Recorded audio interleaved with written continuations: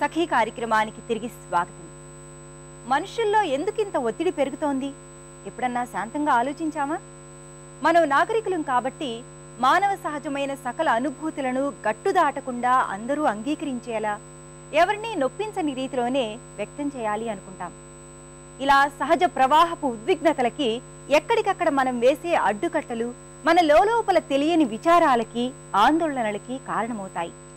సరే, ఇలా బతక్క తప్పదు అనుకున్నప్పుడు కనీసం జీవితం అనేక క్షణాల సంఘటనల సముదాయమని మొదట గుర్తిద్దాం.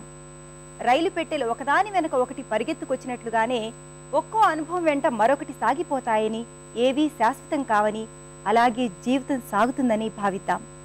ఈ కార్యక్రమం తర్వాత మరిన్ని సంగతులు మాట్లాడుకుందాం.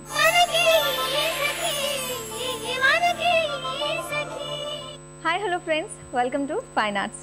ఈరోజు ఫైన్ ఆర్ట్స్లో మనం వసంత నండూరి గారితో మాట్లాడబోతున్నాం. వారి స్పెషాలిటీ ఏంటో తెలుసా?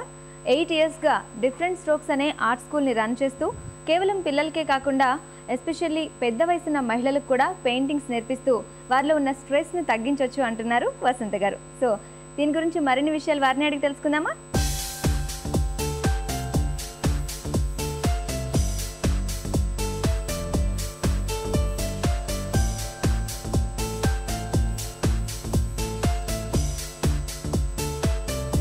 హాయ్ వసంత గారు. హాయ్ హాసిని. మీకు అసలు పెయింటింగ్స్ మీద ఇంట్రెస్ట్ ఎలా కలిగింది?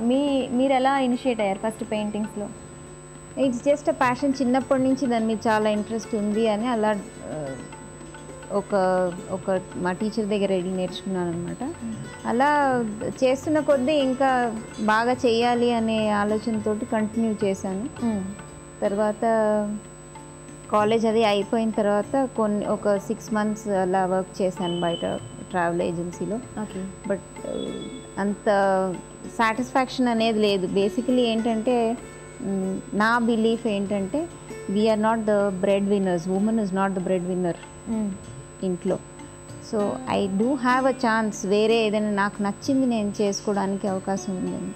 అండ్ పెళ్ళైన తర్వాత మా ఈ ఫ్యామిలీని నెగ్లెక్ట్ చేయకుండా అట్ ద సేమ్ టైం నేను వర్క్ చేసేటట్టు ఉంటుంది అని నాకు ఆల్రెడీ వచ్చు కనుక అప్పుడు వచ్చిన ఐడియా అనమాట.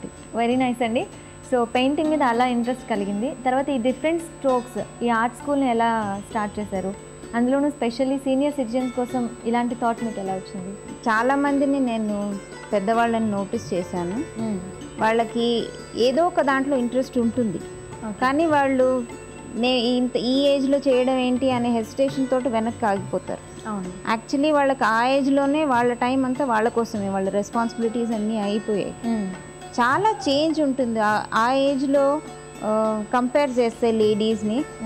ఏదో చేస్తున్న వాళ్ళని ఏమి చేయకుండా ఇంట్లో వాళ్ళని కంపేర్ చేస్తే చాలా డిఫరెన్స్ ఉంటుంది వాళ్ళ మెంటల్ మేకప్. నేను మాలిని అండి.